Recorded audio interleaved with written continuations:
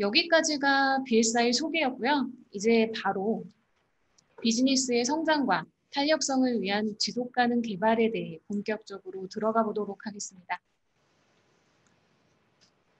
네, 안녕하세요. 저는 BSI 마케팅팀의 마케팅을 담당하고 있는 김민주라고 합니다. 오늘 비즈니스의 성장과 회복 탄력성을 위한 지속가능한 개발에 대한 발표를 맡았는데요. 지금 이 그래프를 보시면 2019년도 말 월드 이코노믹 포럼에서 회사의 결정권자들이 세계에 어떤 글로벌 리스크들이 일어날 것 같은지, 그 리스크가 발생할 가능성과 그리고 어떤 효과가 있을 것인지에 대한 질문을 받았습니다. 그래서 이 그래프는 참고로 팬데믹이 일어나기 전의 상황에 대답한 거라는 걸 알아주시면 좋겠고요. 표에서 보시면 아시겠듯이 익스트림한 날씨에 대한 가능성이 가장 크고 그리고 그 다음에 내추럴 디제스터가 있고 있는데 이미 사람들은 이런 상황이 일어날 것이라는 걸 예견을 하고 있었던 듯합니다.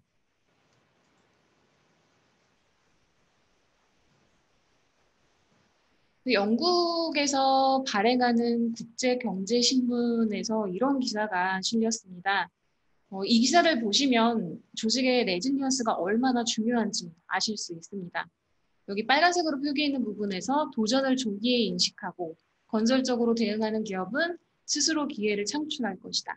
그리고 반대로 변화에 늦게 반응하거나 그 변화를 무시하는 기업은 실패할 확률이 크다. 이 코비드 19 팬데믹 상황에서 기업이 어떻게 비즈니스를 유지하고 기회를 잡을 수 있는지에 관해서 그 어느 때보다 중요한 이슈인 듯합니다. 이 슬라이드에서는 BSI를 위한 그리고 우리 고객들을 위한 경제성을 고려한 지속 가능성이 의미하는 바가 무엇인지 생각해 보면서 서로 긴밀하게 연결되어 있는 5가지 요소에 대해 간단한 다이어그램으로 만들어 봤습니다.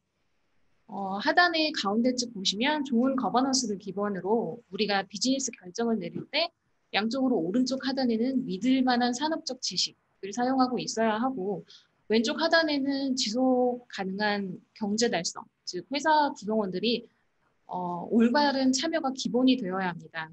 그런 과정에서 지속 가능한 경제 성장을 이루기 위해서 다른 중요한 요인으로는 우리의 순환 경제 개념 안에서 어떠한 환경적 한계에 놓여 있다는 것을 인지하고 있는 상태여야 되고 이런 것들이 결국은 건강한 사회로 나아갈 수 있도록 만들 수 있습니다. 다음 슬라이드에서는 레질리언스의 전략적 과정인 4E 모델에 대해서 다뤄보려고 합니다. 이 모델 같은 경우에는 영국 정부가 만든 모델로 지속 가능성 전략에 대해 설명하고 있습니다. 이 4가지 요소가 어우러졌을 때 가장 효과적으로 사람의 행동에 영향을 끼칠 수 있다고 하는데요. 첫 번째로 enable, 맨 오른쪽 상단, 맨 가운데 상단 보시면 이네이블 같은 경우에는 행동하기 쉽게 만들어주는 것. 어떤 시스템이나 역량을 키워줄 수 있는 환경을 만들어주는 걸 말합니다. 그리고 왼쪽에서는 exemplify, 공동 책임에 대해 설명해주는 것. 사람들에게 예를 들어서 잘 설명을 해주고 이끌어 나갈 수 있게끔 설명을 잘 해주는 단계를 말하고요. 그리고 세 번째로는 오른쪽에 engage라고 있습니다. 이 부분은 사람들이 참여할 수 있게끔 해주는 건데요. 네트워크나 이런 자세한 설명을 통해서 사람들이 참여할 수 있게끔 만들어주는 부분을 말합니다. 그리고 마지막으로는 하단에 보시면 encourage해서 사람들에게 적절한 인센티브를 제공해서 사람들을 북돋아 줄 수 있는 걸 말합니다. 지속 가능성을 유지하지 않을 때 발생하는 경제적인 손실을 알아보겠습니다. 세계적으로 사람이 활동함으로써 발생하는 연간 환경 비용은 세계 GDP의 11%, 한국 돈으로 하면 6천조 정도에 해당한다고 볼 수 있는데요. 그리고 두 번째로 전 세계 3천 개의 가장 큰 상장 기업으로 인한 환경 피해 비용은 한국 돈으로 하면 2천조 원이 훌쩍 넘습니다. 그리고 마지막으로는 환경 비용으로 인해 위험에 처할 수 있는 회사의 수익은 전체의 50% 이상이라고 합니다. 그럼 여기서 지속 가능 발전이란 무엇인지 알아볼까요? 여기서 지속 가능 발전이란 미래 세대의 필요를 충족시킬 수 있으면서 오늘날의 필요도 충족시키는 개발 활동으로 사회와 경제 발전에 더불어 환경 보호를 함께 이루는 미래의 지향적인 발전을 의미한다고 합니다. 사전적인 의미로는요. 그리고 유엔을 중심으로 한 이 개념은 질병이나 불평등 등의 주로 개도국의 사회적 문제를 해결하기 위해서 2005년에서 2015년도까지 새천년 개발 목표를 설정했는데 그 이후에 유엔은 경제, 사회, 환경 문제를 통합적으로 해결하기 위해서 2015년도에 지속가능 발전 목표를 채택해서 발표했습니다. 그래서 지속가능 발전 목표란 지속가능 발전의 틀 내에서 지금 우리의 현 시대와 세대와 미래 세대의 삶의 질을 높이기 위해 2030년까지 달성해야 하는 인류 공동의 목표를 말합니다.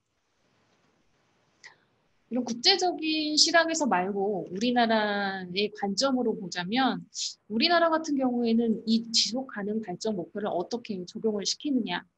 우리나라는 그동안 외형적으로 높은 경제 성장에도 불구하고 소득의 양극화나 미세먼지에 관련된 환경 악화 문제도 있었고, 그리고 지금은 양질의 일자리도 부족한 등 지금 삶의 질은 실질적으로 나아지지 않고 있는 모순이 지속되고 있습니다. 2017년 기준으로 OECD 삶의 질 지수를 평가했을 때 38개국 중에서 29위로 오히려 14년도 3년 전에 25위를 했던 거에 비해서 오히려 후퇴하는 경우를 볼 수 있는데요. 그만큼 우리나라 정부에서 이 지속가능 균형 발전에 대해 힘을 쏟고 있습니다. 2006년부터 5년 단위로 1차에서 3차까지에 걸쳐서 지속가능 발전 계획을 수립했습니다. 그래서 국가 지속 가능 발전 목표 수립해서 지금 공유하고 있고요. 환경부에서 지금 리드해서 많이 나가고 있는 것으로 알고 있습니다. 비즈니스의 성장과 탄력성을 위한 지속 가능 개발을 얘기할 때 빼놓을 수 없는 얘기가 이 UN SDG의 17개 목표에 대한 이야기입니다. 이 시리즈의 17개 아이콘이 어떤 이름으로 이루어졌는지 이 그림을 통해 아실 수 있습니다. 참고로 UNSDG와 ISO 표준에 관한 관계는 9월 10일 BSI 웹 세미나를 통해서 자세히 알아보실 수 있으니까 많이 참여 부탁드립니다. 이 UN SDG의 17개라는 많은 목표를 한 여정으로, 그림으로 표현해봤습니다. 어떻게 시작해서 어떻게 일을 해야 하는가. 이 여정의 출발점은 17번 항목인 목표를 위한 협업, 파트너십을 통해 어떻게 우리가 함께 일을 해야 하는지 그 문제로 출발할 수 있는데요. BSI나 BSI 고객사 같은 조직들이 어떤 문제를 가지고 어떻게 더 효과적으로 파트너십을 맺을 수 있는가를 시작으로 이 여정을 시작합니다. 회사가 항상 발전만을 목표로 해야 되는 것은 아닙니다. 그 발전하는 과정에서 발생하는 환경오염과 소비해야 하는 에너지를 생각하면 오히려 그들은 그 기술이나 지식을 가지고 있는 회사들과 파트너십을 맺음으로써 환경오염을 줄일 수도 있고 소비하는 그 과정에서 소비해야 하는 에너지 또한 절약을 할 수가 있습니다. 이런 목표들을 이룰 때 조직이 흔히 생각해야 하는 문제가 환경에 해를 끼치지 않고 서로 함께 발전할 수 있는 목표를 달성해야 하는 건데요. 그런 의미에서 마지막 피니시 라인에서 10번 목표인 불평등 완화, 균등한 발전을 마지막 단계로 생각해 볼 수 있을 듯 합니다. UN SDG 관점에서 시장의 성숙도 모델을 통해서 어떻게 시장이 바뀌고 우리는 어디에 포지셔닝하고 있는지도 알 수 있습니다. 이 그래프 같은 경우에는 3가지 디멘션으로 나눌 수가 있는데 첫 번째로 Environmental Regulation 타겟 관점으로 봤을 때 어떻게 하면 환경에 적은 영향을 끼치면서 이 레귤레이션 또한 지키면서 비즈니스를 운영할 것인가 그곳에서 시작하게 됩니다. 그러다가 회사는 웰빙이라는 목표를 추구하게 되면서 오히려 시장 수요 공급 라인보다 더 늦어진 성장을 보일 수도 있는데요. 근데 그러다가 이런 과정이 충족이 되면 보통 시장의 공급 수요 라인보다 더 높은 이코노믹 석세스로 더 월등히 뛴 곡선을 보일 수가 있습니다. 그러다가 시장이 퇴화하기 전에 그 조직은 이노베이션, 혁신을 통해서 회사를 운영하게 되면서 곡선은 시장의 그 수요 공급 라인의 곡선에 안착하게 됩니다. 근데 이 과정에서 파트너십을 통해서 오히려 이노베이션 단계보다 더 높은 성장을 이룰 수 있다고 볼 수 있습니다. 여기 초록색으로 표기되어 있는 라인을 보시면 결국은 파트너십이 얼마나 중요한지 아실 수가 있습니다. 이상까지 제가 준비한 내용이었고요. 이어서 유명근 실장님께서 발표 이어나시겠습니다. 감사합니다.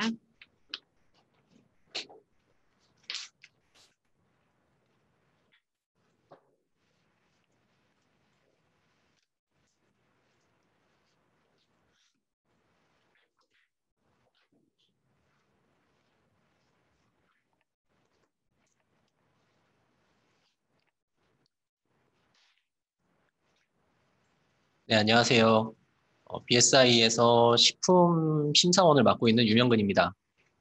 아, 오늘 발표 드릴 내용은 식품 공급망 관리에 대한 레질리언스, 그러니까 파스 7000에 대한 내용하고, 그리고 식품 사기와 관련된 내용들을 발표 드리도록 하겠습니다.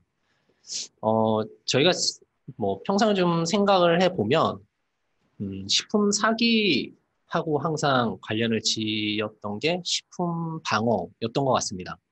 네. 그래서 어떤 의도적인 혼입에, 아니, 의도적인 어떤 테러나 아니면 사기에 관련된 내용들 하나로 묶어서 이제 연계성을 지었던 경우가 굉장히 많았었는데, 사실 생각해보면 식품 사기가, 어떤 공급망 관리와 굉장한 밀접한 연관이 있습니다. 그리고 이제 여러분들께서도 흔히 알고 있는 식품 방어 프로그램은 식품 사기의 프로그램과 그 형태와 뭐 어떤 템플릿은 뭐 같이 가져가실 수는 있으실 텐데 실제로 접근하는 방식은 굉장히 달라요. 그래서 공급망 쪽으로 좀 관리를 해주십사 다음과 같은 세미나의 주제를 잡았고 차례대로 보면서 설명을 드리도록 하겠습니다.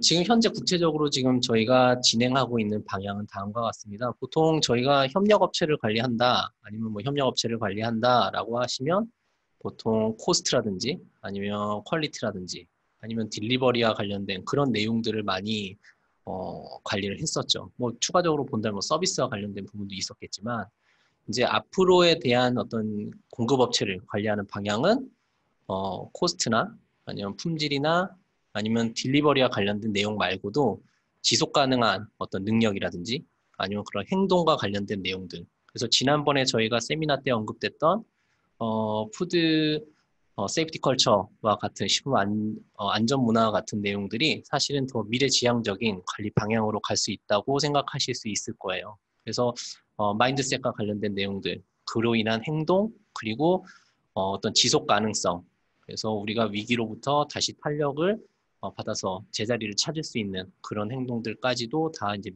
미래지향적인 모델로 해당이 될 수 있을 거라고 판단이 됩니다. 공급망 레질리언스에 대해서 지금 제가 이제 별도로 조사한 내용입니다. 저희 그룹에서 조사한 내용인데 공급업체에 대한 어떤 심사에 대한 결과를 저희가 한번 이렇게 조사를 해봤어요. 그래서 상위 10%에 있는 저희의 그 공급업체들을 대상으로 심사 주기와 관련된 심사 결과를 저희가 데이터 통계화를 해봤더니 지속적으로 이제 3개월에 한 번씩 심사를 진행을 했을 경우에 다음과 같이 4번에 걸쳐서 좋은 결과로 이제 운영이 됐다라는 것을 좀 알 수가 있었고요. 그리고 뭐 반년에 한 번이라든지 아니면 1년에 한 번이라든지 이렇게 운영을 하시는 경우에는 이제 동등한 수준으로 관리를 하시거나 아니면 조금 더 낮은 시간이 지나면서 조금 더 낮은 수준으로 관리가 됨을 확인할 수가 있었습니다. 뭐 사실은 저희가 샘플링으로 이제 그룹에서 조사를 한 거긴 하지만 어쨌든 관리를 하는 차원에서 봤을 때는 최대한 주기를 짧게 관리를 하는 것들이 그 협력업체의 관리를 좀 더 향상시킨다라는 결과가 나왔습니다. 다음은 저희가 이제 이 다다음 페이지에서 이제 말씀을 드릴 건데, 저희가 이제 실패 비용, 아니, 비용과 관련된 내용들의 관리를 좀 살펴보겠습니다. 그래서 우리가 이제 실패 비용에 대해서 이제 말씀을 드려보면, 우선 외부에서 나올 수 있는 그런 실패는 클레임, 리콜, 영업 손실, 매출 감소, 뭐 반품, 뭐 이런 것들이 있으실 거고, 내부에서 나올 수 있는 어떤 실패로 인한 코스트가 발생하는 것들은 이제 화재, 그리고 뭐 재작업이라든지, 그리고 뭐 어떤 검사를 했는데 다시 검사를 해야 된다는 재검사라든지, 그리고 규격이 좀 더 약화되는 것들, 이런 것들이 내부적인 실패 요인으로 발생이 되고, 그로 인한 코스트가 증가가 될 수 있는 사항들이 있으실 겁니다. 그리고 이제 우리가 조금 더 이제 내실을 좀 더 다지면서 예방을 할 수 있는 차원으로 갈 수 있는 항목들을 보면, 평가와 관련된 모니터링이라든지, 그리고 공정검사, 그리고 검증 프로그램이 있고, 그리고 예방과 관련된 법규 관리, 그리고 관리 시스템에 대한 구축, 교통 소통, 그리고 통계적 공정 관리가 있습니다. 지금 제가 이 부분에 대해서 왜 말씀을 드렸냐면, 다음 페이지에서 말씀을 드릴 건데, 실패 비용에 대해서 아까 말씀드렸던 외부 실패 비용, 그리고 내부 실패 비용, 그리고 평가 비용, 예방 비용, 이렇게 네 가지를 놓고 봤을 때, 지금 예전에 비용으로 소비가 되었던 것들이 보통 실패 비용에 많은 비중이 올라가 있었습니다. 그러니까 왜냐하면 예방을 좀 더 낮게 했기 때문에, 예방을 좀 덜 하거나 아니면 평가가 좀 더 작은 비용으로 코스트 지출을 하게 되면, 그와 관련된 실패 비용들이 많이 나타나게 되고, 그게 내외부로 나타날 수 있다는 거죠. 그냥 뭐 쉽게 말씀드리면, 화재 점검을 매일 한다고 해서 예방에 대한 어떤 점검을 주기를 늘렸다면 화재가 발생할 확률은 당연히 낮아지겠죠. 네. 그래서 다음과 같이 이렇게 예방 비용, 이제 좀 새로운 방향으로 저희가 이제 나가게 된다는 건, 예방 비용을 좀 더 많이 늘리고, 그리고 그와 관련된 평가 비용을 많이 늘려서 외부 실패와 내부 실패의 비용을 줄여 나가야 된다는 것이 어떤 우리 미래의 포트폴리오가 되지 않을까 싶습니다.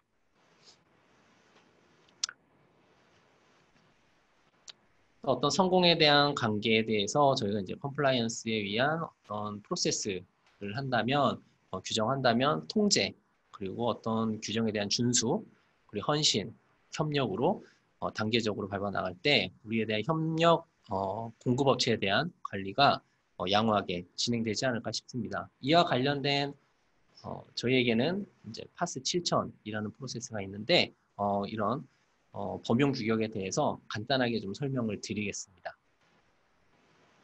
협력업체로 인해서 사실은 이제 저희가 많은 리스크들을 안고 가게 되죠. 그래서 노동 환경이라든지, 그리고 환경 오염이라든지, 그리고 위조품, 불공정거래, 보안 관세, 뭐 아니면 화학 폐기물, 이렇게 있는 것들이 협력업체의 관리를 미흡하게 했을 때 우리에게 이제 나타날 수 있는 문제점이 생길 수 있습니다. 그럼 저희가 지금 이 파스 7000이라는 공급업체 공급망 관리에 대한 어떤 범용 규격을 보면, 저희가 식품 안전하고 관련된 부분만 해당되진 않습니다.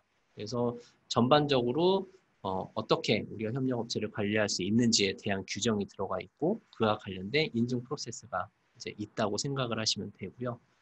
이렇게 지금 보시는 것처럼 우리가 볼 수 있는 것, 볼 수 없는 것들은 알 수가 없고, 또 알 수 없는 거에 대해서는 관리할 수 없는 상황이 되기 때문에, 이를 관리할 수 있는 프로세스가 좀 더 급하게 저희에게 요구되고 있는 것이 현실입니다. 특히 지금과 같이 이렇게 지금 코로나 바이러스로 인한, 그리고 공급업체로 접근이 불가능한 상황이 됐을 때 조금 더 이러한 리스크가 많아질 수밖에 없겠죠. 그래서 협력업체에 대한 접근이 어려우면 어려울수록 우리가 우리가 관리할 수 있는 툴을 좀 더 강화시킬 필요를 느끼실 겁니다. 네.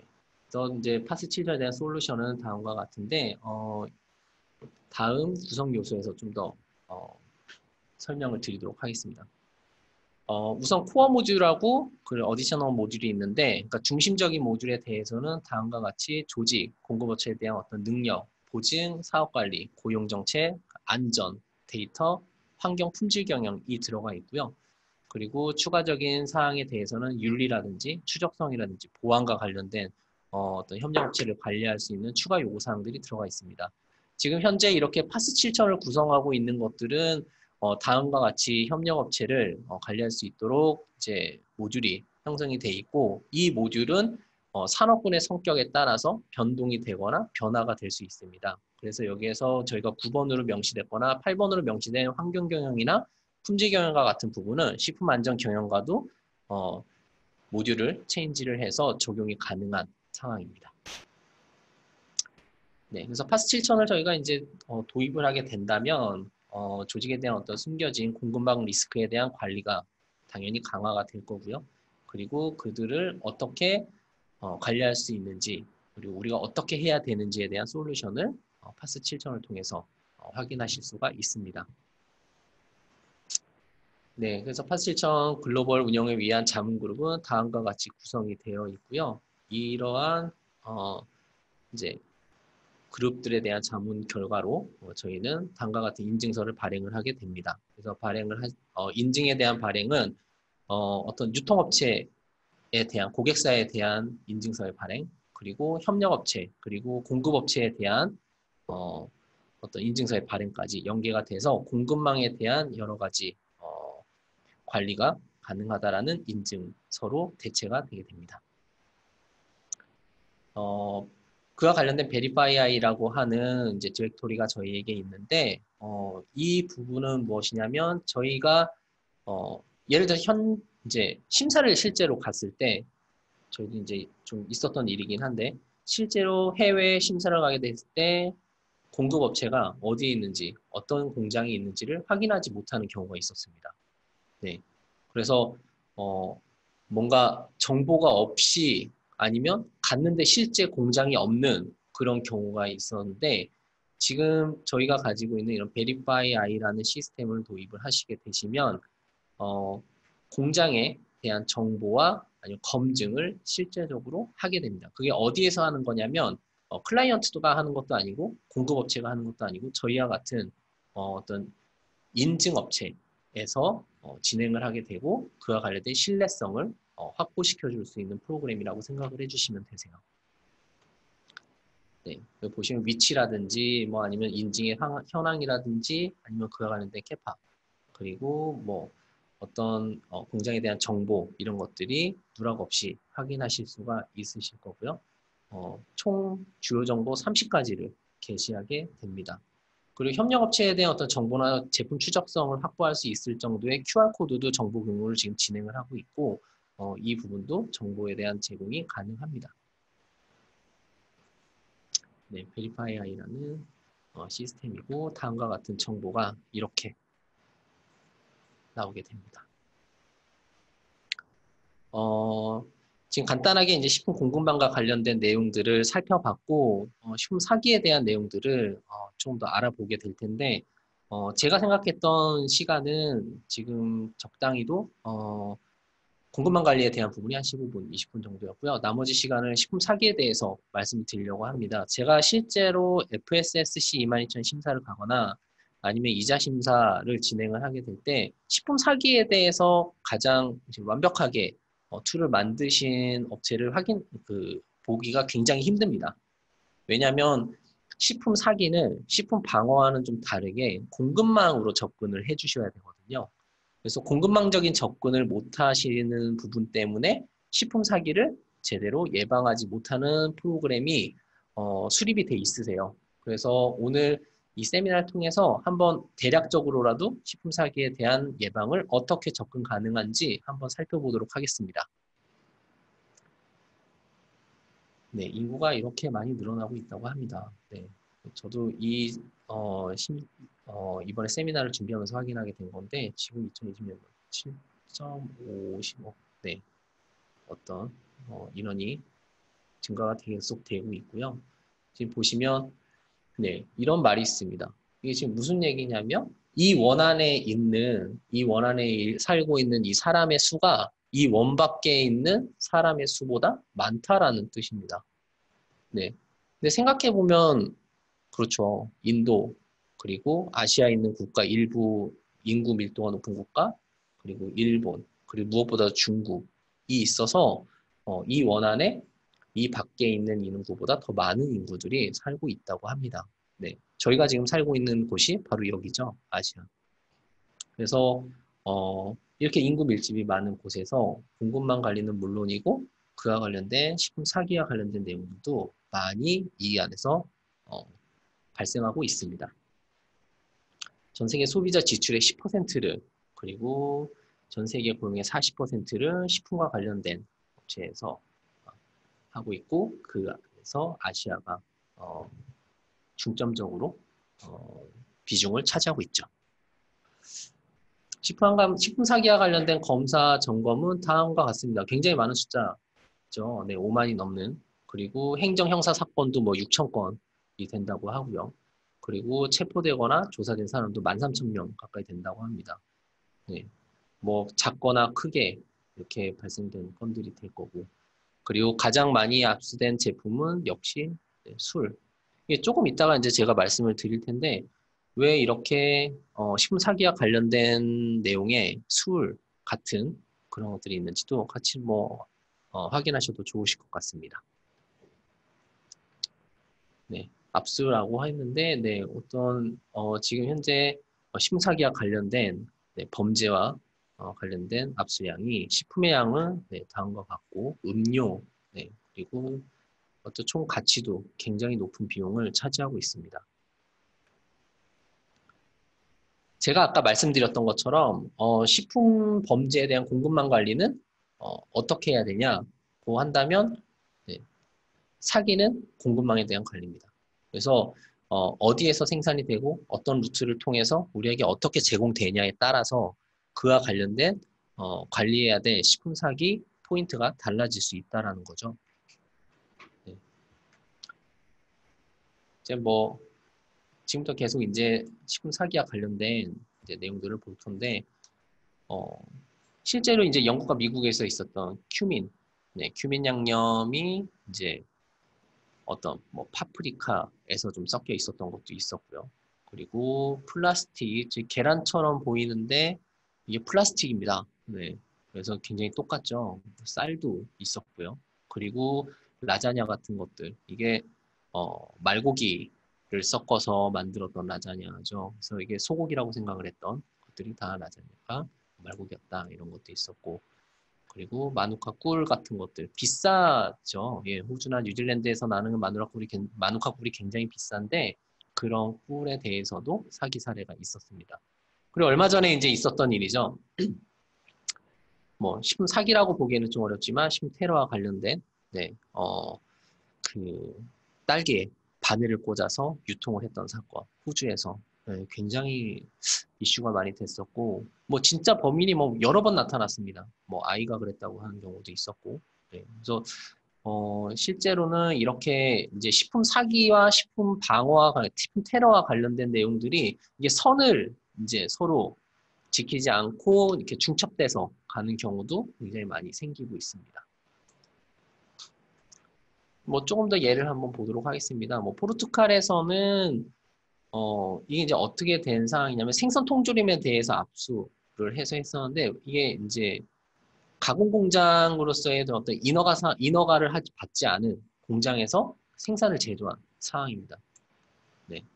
뭐 우리나라로 얘기하면 이제 뭐 영업 등록이라든지 네, 허가를 받지 않은 상황에서 그냥 제조를 한 상황이죠. 네.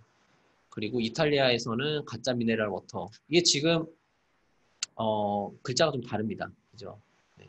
그래서 글자가 좀 다른데 이게 이제 약간 모조품으로 해서 나왔던 건데 사실은 이거를 만들었던 업체가 같은 업체입니다. 네. 같은 업체인데 하나는 이제 생산을 하다 보니까 워낙 유명해졌고 제품이 잘 팔리다 보니까 그 업체에서 브랜드를 도용해서 내부적으로 만든 겁니다. 그래서 제품은 물론 같지만 허가 사항이 달랐겠죠.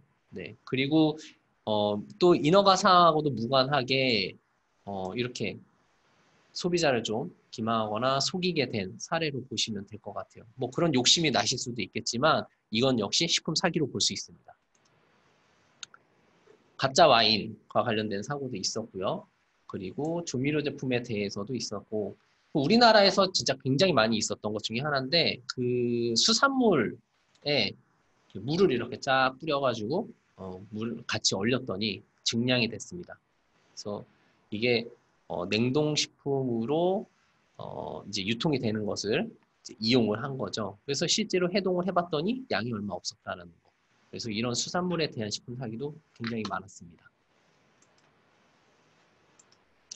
이제 왜 이렇게 사기가 일어날 수 있냐라고 이제 물어본다면,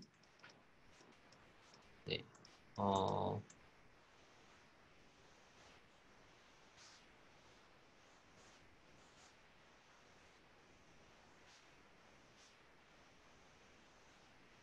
네, 죄송합니다. 음. 형태들을 보시면 아시겠지만, 네, 올리브 오일, 그리고 생선, 오가닉 식품, 우유, 네, 곡물, 꿀 메이플 시럽, 커피와 차, 향신료, 와인, 과일 음료입니다. 어떠한 공통점이 있을까요? 제가 지금 퀴즈를 하나도 안 드렸는데 퀴즈를 한번 드려볼까요? 네, 이렇게 식품 사기가 일어날 수 있는 이런 원료들, 그 유형들이 어떤 공통점을 가지고 있는지 한번 답을 한번 달아주시겠습니까? 네. 가장 먼저 답변하시는 분한테 네, 아마 선물이 가지 않을까 퀴즈는 싶어요. 저희 채팅창에 남겨주세요. 황덕현님께서 고가품, 무게당 단가 네, 라고 맞죠. 남겨주셨습니다. 네, 또 있을까요? 그 채팅창에 자유롭게 글 남겨주시면 됩니다. 네, 희석되어 잘 알 수 없다. 특정 지역. 맞습니다. 또 있을까요? 부부가 같이. 네. 농산물일까요? 액체류? 음. 네, 지금 뭐 여러분들이 답을 올려주셨을 텐데, 네, 어산지? 다 맞는 말씀이세요. 근데 우선 이런 원료들의 특징들이 있습니다. 첫 번째로는 보통 맞아요. 고부가 같이 비싼 거예요. 비싼 어떤 경제적인 가치가 높은 것들에 대해서 이렇게 나타날 수가 있습니다. 두 번째로는 이제 다 연계가 돼 있긴 한데 가공을 했을 때 형태를 알 수 없는 것들이 굉장히 많이 나타납니다. 왜냐하면 녹였거나 희석하거나 그런 것도 모르기 때문에 그죠? 그리고 세 번째로는 맞습니다. 지역적 특성. 그러니까 이게 뭐 가격을 떠나서 반드시 어디에서만 나와야 되는 것들이 있어요. 근데 그런 지역적 특성을 이용을 했을 때 뭔가 어디에서 만들었다라는 거를 어필하는 제품들이 있죠. 그래서 그런 것들이 다 식품 사기와 관련된 그런 제품들이 아닐까 싶습니다. 그러면 선생님 정답은 누구를 드리면 되나요? 가장 먼저 말씀하신 이 세 가지에 대해서 네, 세 분께 드리면 될 것 같은데요. 네, 알겠습니다. 네.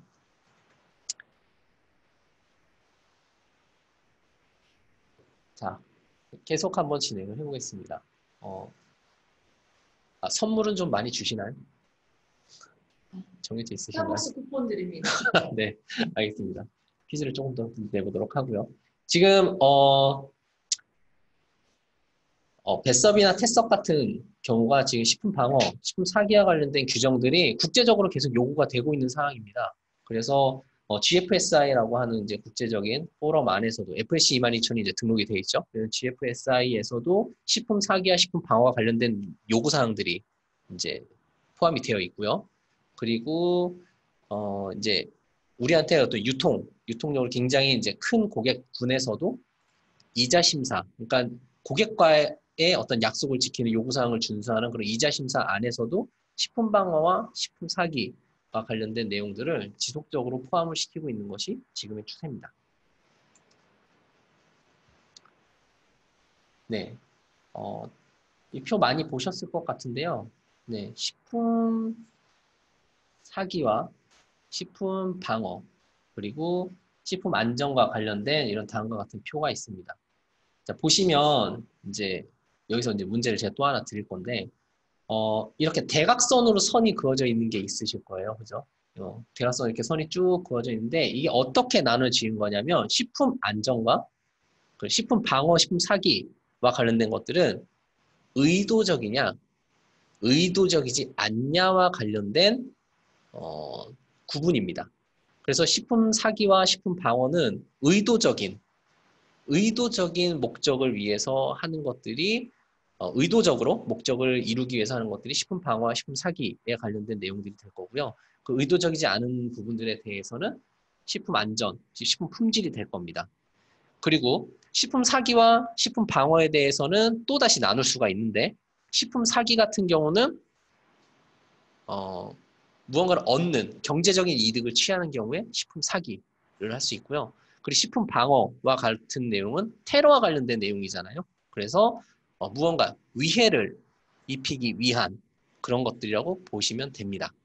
자, 그러면 한 가지 제가 좀 물어볼게요.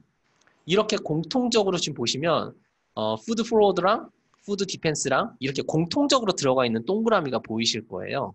그러니까 식품 사기이기도 하면서 식품 방어로 일어났던 사례를 혹시 알고 계신 게 있으실까요? 문제 드릴게요. 네, 한번 채팅창에 한번 답을 남겨주세요.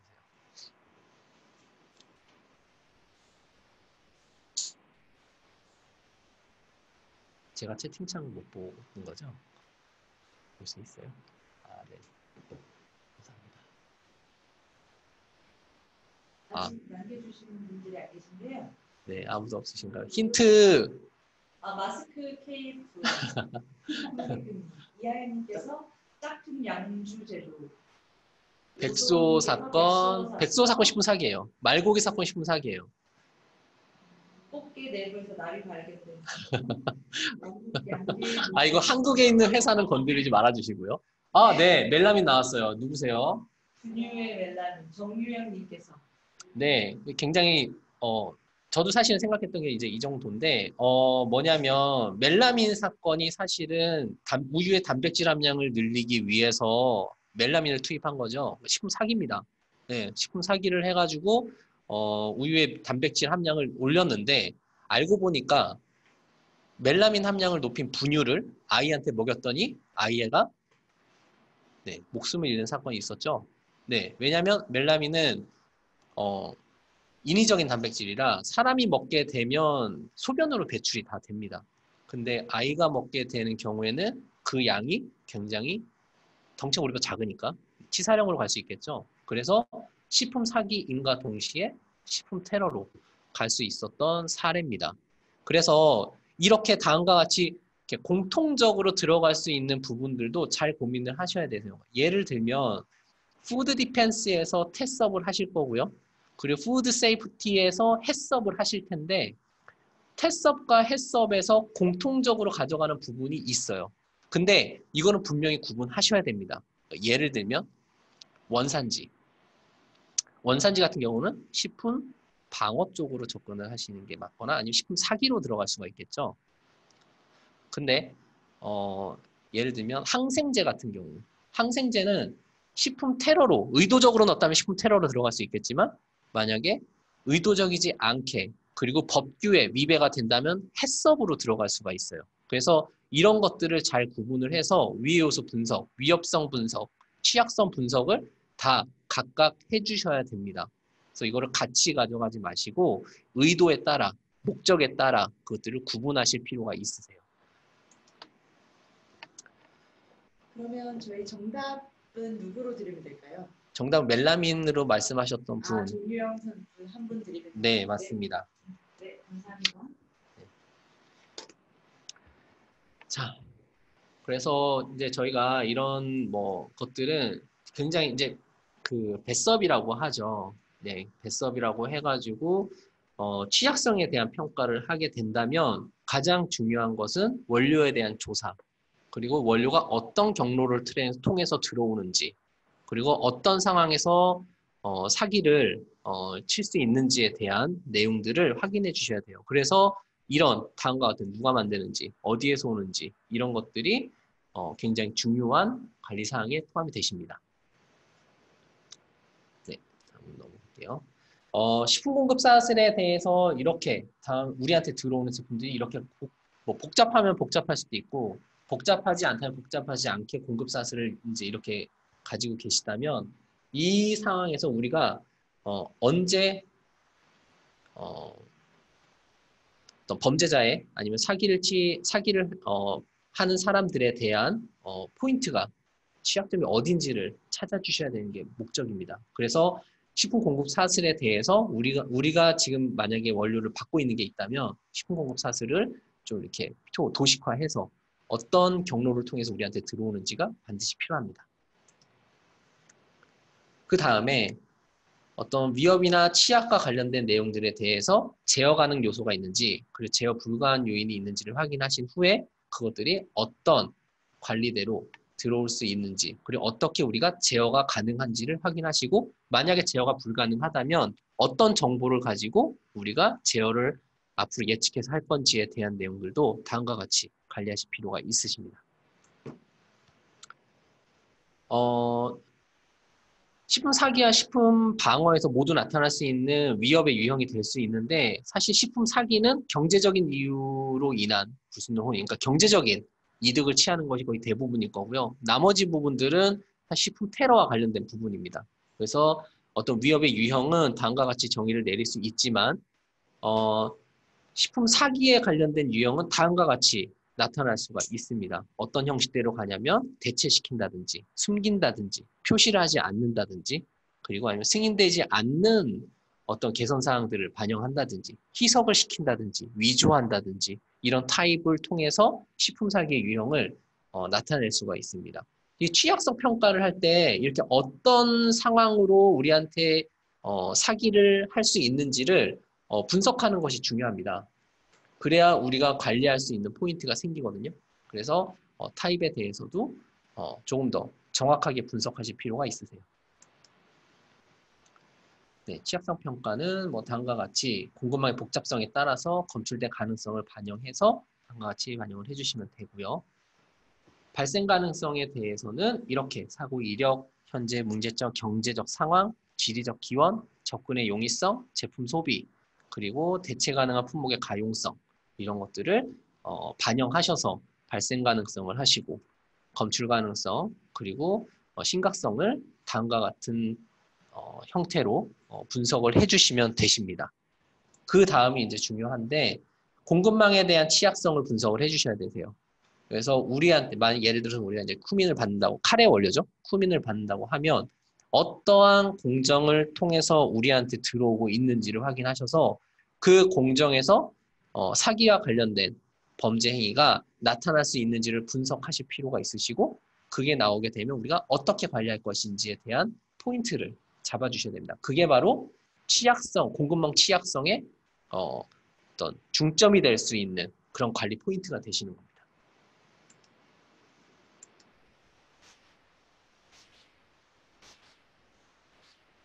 네. 우리가 이제 취약성과 관련된 위험 평가를 검토를 하시게 될 때 다음과 같은 사항들을 검토를 하셔야 되고요. 원산지, 재정 상황, RM 변경, 그리고 공급망 변경, 계절에 따른 자재 부족, 그리고 위험의 출현, 그리고 신규 또는 진화하는 위협으로부터 정보를 모두 취합을 하셔서 분석을 하실 필요가 있으시고요. 제가 아까 말씀을 안 드린 게 있는데 지금 제가 우리가 만약 공장에서 식품 사기에 대해서 분석을 하신다고 하면 굉장히 많은 원료들을 취급을 하실 거예요.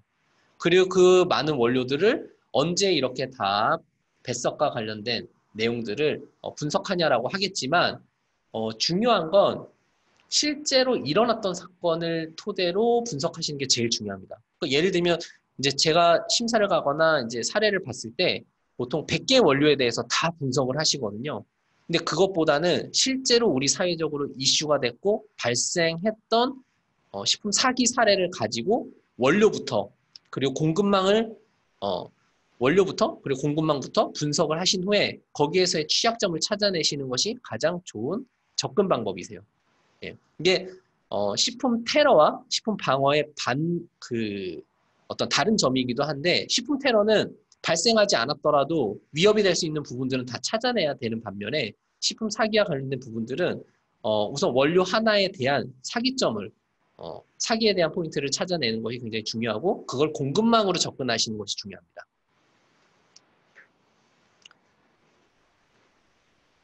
네. 이게 사기와 관련된 어떤 그 위협이라고 써 있긴 한데 이게 이제 사실은 취약성과 관련된 내용입니다. 그래서 큐민에 대해서 식품 사기와 관련된 어떤 위험을 찾는 거고 이게 취약성, 취약이 약한 부분을 찾아내는 거고 이제 이렇게 다음과 같은 FMEA 기법으로 할 수 있습니다. 우리가 가장 많이 알고 있는 FMEA 기법은 해썹입니다. 네, 그래서 심각성과 발생 가능성을 토대로 하는 건데 사실은 심각성과 발생 가능성 그리고 이제 감지라고 해서 우리가 뭔가 이렇게 막을 수 있는 관리 방법이 있으시면 그거를 토대로 어떤 위협점이나 아니면 취약점을 판단하실 수가 있으세요. 그러니까 심각한 게 10이다. 그리고 이게 자주 발생한다. 그런데 우리가 검출해낼 수 있는 검출도가 있다고 한다면 위협성은 줄어들 수 있겠죠. 그러니까 해썹은 지금 저희가 정부에서 지정해 놓은 심각성과 발생 가능성이 있으시겠지만 배썹이나 태썹 같은 경우는 정해져 있는 툴을 반드시 이용해야 되는 건 아닙니다. 하지만 심각성과 발생 가능성이 있다고 하면 어떤 우리가 검출할 수 있는 검출력도 넣어 주셔도 되고요. 넣지 않으셔도 됩니다. 왜냐하면 넣지 않았을 때 예방 방법이 있으실 때 그걸 가지고 관리하시겠다고 하면 되기 때문에 편한 방법으로 관리 포인트를 잡으시면 될 것 같아요.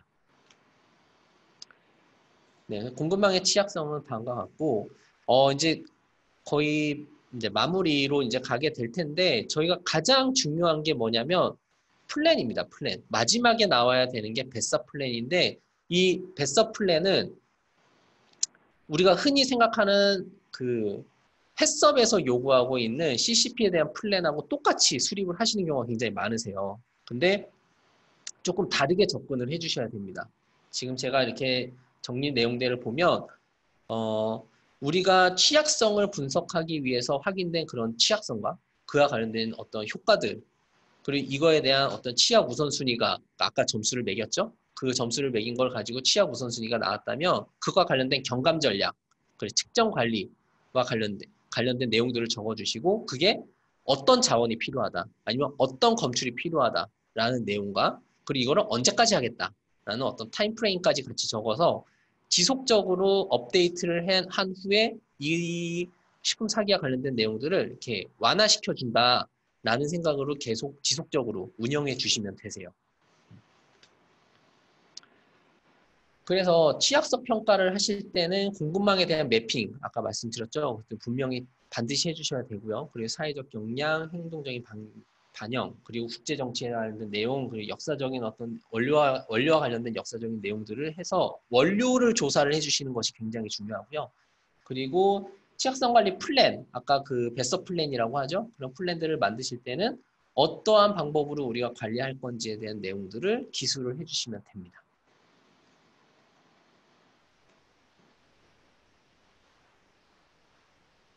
네, 그래서 다음과 같이 이제 식품 방어와 관련된 내용들을 이제 내부적으로 공부도 많이 하실 수 있고 자료도 많이 찾아보실 수가 있으실 텐데 사실 식품 방어와 관련된 내용들을 이제 저희도 이제 규정을 가지고 있지만 교육도 하고 있고 규정도 가지고 있지만 굉장히 접근하시기 어려워하시는 경우가 많이 있으세요. 그래서 오늘 이제 세미나에서 분명하게 말씀드리고 싶은 건 식품 방어를 하신다고 하면 공급망과 관련돼 있다. 그리고 두 번째로는 그 공급망 안에서 어떤 단계를 관리를 해줘야 식품 사기를 예방할 수 있다로 접근을 해주셔야 됩니다.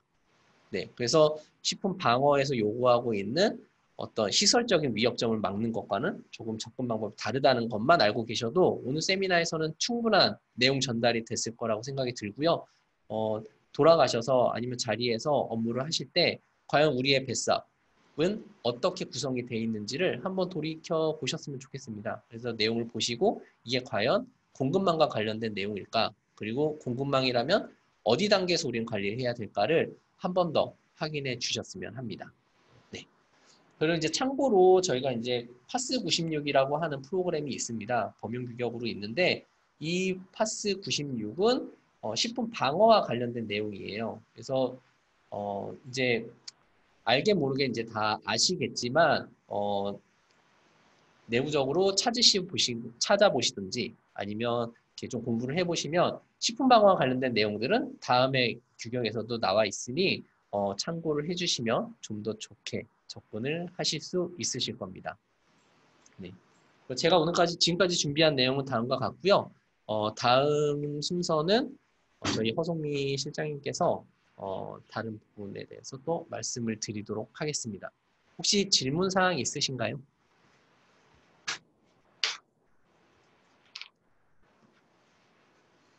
네.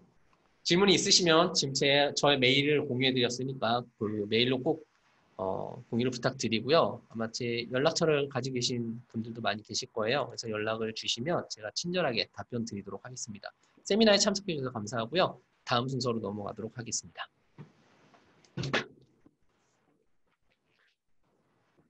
네, 안녕하세요. BSI 코리아 예, 사업개발 및 마케팅팀 팀장 허성미라고 합니다.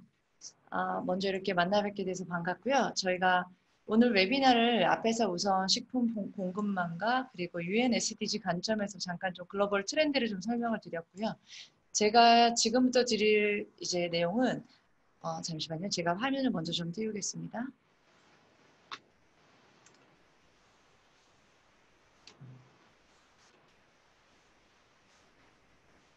네, 제가 지금부터 설명드릴 내용은 저희가 지난달에 이제 BSI 카이트마크라는 그 식품 보장에 대한 카이트마크 프로그램을 이번에 런칭을 했습니다. 사실 이번에 저희가 이런 그 카이트마크를 런칭한 이유가 글로벌리 좀 이슈가 좀 많았었어요. 사실 고객분들께서 문의도 많았었고, 그리고 저희가 본사 차원에서 이걸 런칭을 하면서도 특히나 식품 사기, 방금 유명희 실장님께서 말씀하셨던 것처럼 사기에 대한 이슈가 좀 점점 증가를 하면서 사실상 고객들의 니즈가 많이 달라졌기 때문에 단순한 보장이 아니라 좀 더 상위 버전의 보장이 필요하게 된 배경이 있습니다. 그래서 제가 저희가 신규 런칭하는 프로덕트를 잠깐 좀 소개를 드리고 설문조사를 하고 마무리를 하겠습니다. 네, 모두가 아시는 것처럼 사실 이제 식품 사기나 진정성에 대한 소비자 우려가 점점 증가되고 있고, 그다음에 아까 말씀드렸던 것처럼 인터폴에서도 이제 식품의 10%가 불량인 것으로 추정을 하여 수사를 본격적으로 따로 하고 있고, 그리고 예전과는 달리 사실 이제 라벨조차도 정말 이게 맞는 라벨인지를 믿기가 어려워지는 상황이 점점 됐고요. 그리고 또 그 확인되지 않은 그런 출처라든가 검증 이런 것들로 통해서 사실은 이제는 검증조차도 정말 어떤 기관으로부터 검증을 받는가가 더 중요해지고 있는 그런 상황이 됐습니다. 그리고 소비자가 왜 이렇게 신뢰를 하지 못하는가에 대해서는 많은 사건, 사고들이 있었기 때문에 그거에 기반해서 팩트 베이스로 소비자들도 점점 신뢰를 잃어가고 있는 상황인데요. 특히 이제 우리 여기서 보신 것처럼 이제 현대판 노예처럼 뭐 예전에 뭐 태국 쪽에서도 뭐 미얀마 이민자들을 정말 노예처럼 부린다. 우리나라에서도 그렇잖아요. 신안섬에서 일어났던 그런 노예 사건 같은 경우도 그렇고. 그리고 BBC에 따르면 사실 영국 같은 경우에도 이런 네일샵이라던가 공장, 세차장, 청소업체에서 노예 제도가 정말 거의 만연하다시피 해서 그 속을 들여다봤을 때는 정말 무분별하게 이루어지고 있다라고 BBC에서도 따로 소개가 된 바가 있습니다. 이렇게 공급망 관리에 대한 불신과 그다음에 여러 기업들의 윤리관에 대한 불신, 그리고 식품에서도 불순물과 같은 그런 또 여러 이슈들이 생김으로 인해서 점점 더 사람들이 그런 이런 현상들을 믿기가 점점 어려워지게 되고 있는 상황인 거죠. 그리고 또한 특히 아까 유명우 씨께 말씀하셨던 것처럼 식품 사기의 탑3 품목이 우유, 올리브 오일, 그리고 꿀입니다. 네, 그래서 이런 대량 생산된 제품 혹은 고가의 제품 같은 경우에 특히 식품 사기라던가 그런 현상들이 빈번하게 일어나고 있고, 국제경찰 인터폴에서 그 오퍼레이션 옵슨이라는 게 있어요. 그래서 이게 뭐냐면 그 불량식품 근절을 하기 위해서 그리고 불량식품을 그리고 위조상표 식품을 단속하기 위한 프로젝트였는데, 이 인터폴에서 수사를 해보니까 거의 뭐 4,200억에 해당하는 불법 상품을 다 검거하게 됐다라고 하고, 시중에도 우리가 생각하는 그 이상으로 많은 단체들이 조직적으로 활동하고 있다는 사실을 알게 됐다고 합니다. 소비자에 대한 그런 소비자들의 니즈가 우리도 물론 같은 소비자잖아요. 제조업자고 근데 공급업체이지만 동시에 소비자이기 때문에 십수년간 최근에 소비자의 트렌드가 급격하게 변화가 됐다라고 아마 같이 느끼실 거예요. 예전에는 사실 브랜드가 있는 이제 CPG 제품, 컨슈머 패키지가 된 그런 상품 같은 경우에는 브랜드 자체가 품질을 보장하는 것이었고, 근데 지금 같은 경우는 저희가 이미 브랜드가 있는 제품조차도 가끔 뭐 의도적이고 뭐 의도적이지 않고 사건 사고가 터지는 경우가 있다 보니까 이제 소비자들은 실제로 이 제품의 특별한 이 제품 자체에 사용하고 있는 원료, 그다음 특별함, 순수함, 건강이 얼마큼 유익한지 이런 여러 가지 다른 가치들, 좀 더 프레시한 가치에 대해서 품질과 이꼴이라는 그런 관념으로 좀 변화하고 있는 그런 상황인 것 같습니다.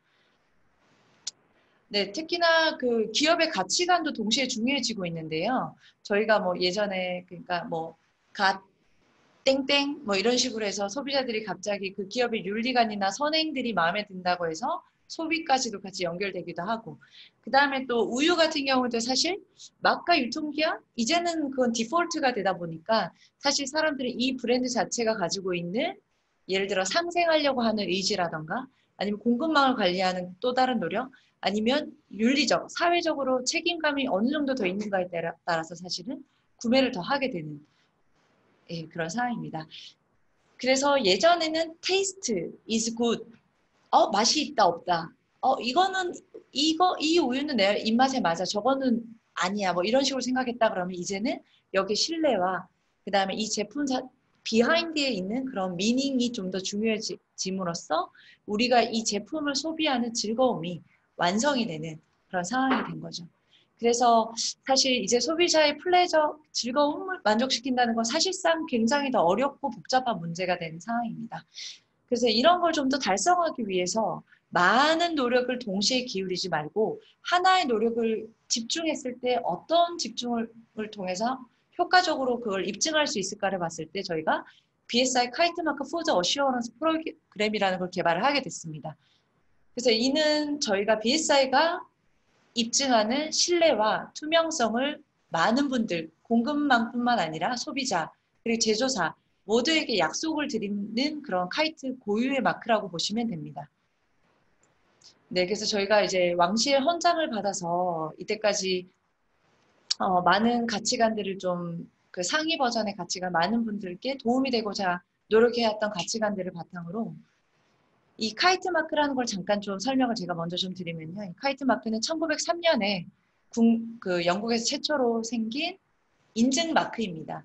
우리가 많이들 CE 마크라던가 국내에서는 KS 마크, 그다음에 뭐 해썹이 인증 마크, 뭐 이런 식으로는 알고 계시지만 카이트 마크는 영연방 국가 그리고 특히 유럽 쪽에서 많이 활용이 되고 있는 마크인데요.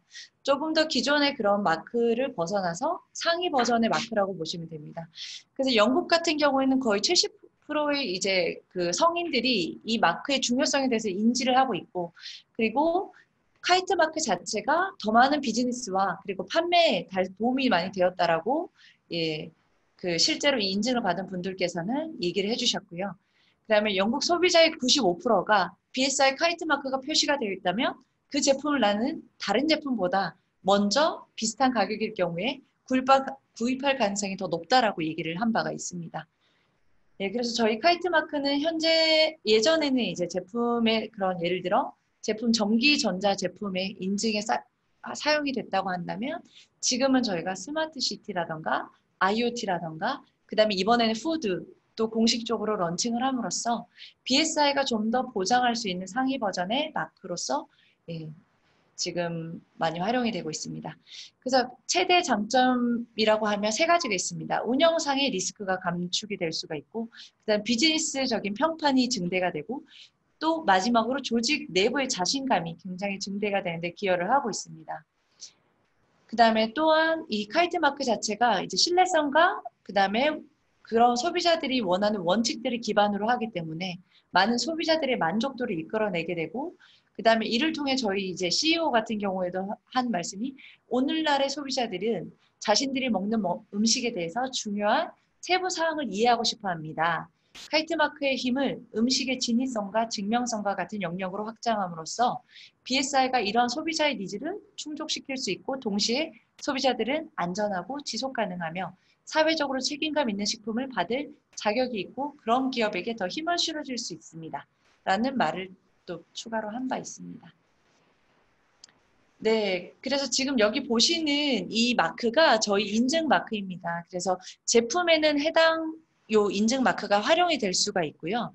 그 사례를 제가 다음 장에서 말씀을 드리면 지금 최초 인증 케이스로는 스코티시 꿀벌 제조회사, 그러니까 벌꿀 제조, 네, 꿀벌로 만들어진 벌꿀 제조회사의 네, 스코티시 하더 허니라는 이 프로덕트에 저희가 최초 인증을 하게 됐어요.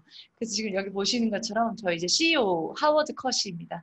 직접 이제 스코틀랜드에 가셔서 이 제품을 직접 이제 또 예, 시음하시면서 예, 그래서 이 제품에는 여기 보시는 것처럼 제품 자체의 BSI 카이트 마크 로고가 바뀔 수가 있습니다. 그래서 어떻게 이런 과정을 가는지를 제가 잠깐 뒤쪽에 설명을 드리겠습니다. 카이트 마크라고 하는 인증은 사실 조금 다른 인증하고 조금 다릅니다. 그리고 특히 이게 식품 쪽은 특히나 조금 다른데 밑에 저희가 이 슬라이드 하단에 페라라고 보이는 것처럼 같이 이런 그 사이언스 기반의 푸드 영양 분석과 그다음에 성분 분석과 과학적 분석을 하는 그 인증 시험소와 같이 협업을 하고 있습니다. 그래서 제일 최초로 저희 카이트 마크에 대한 일단 프로토콜을 좀 이해를 시켜드리면 거기에 대한 동의가 이루어진다면 그 다음에는 인증에 대한 신청서를 내시고 그리고 실제 갭이 어느 정도 있는지 그리고 그 다음엔 저희 심사원을 통해서 약속한 날짜에 이제 현장 방문 사이트 검증이 이루어질 예정이고요.